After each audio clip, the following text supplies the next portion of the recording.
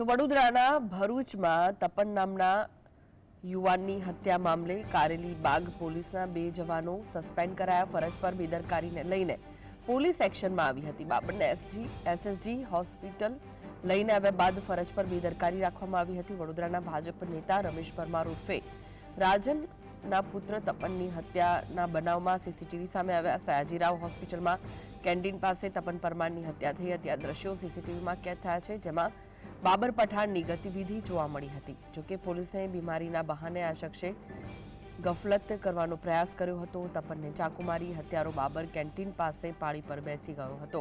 જોકે પોલીસ આવતા તે ઊભો થઈને ભાગ્યો હતો. ટોળા સાથે બાબર પઠાણ પણ ભાગતો જોવા મળ્યો. પોલીસે ગાડી જોઈને ભાગતા ટોળાના દ્રશ્યો સીસીટીવીમાં કેદ થયા છે. આ ઘટનામાં બાબર પઠાણ સહિત 5 આરોપી પોલીસ કસ્ટડીમાં છે.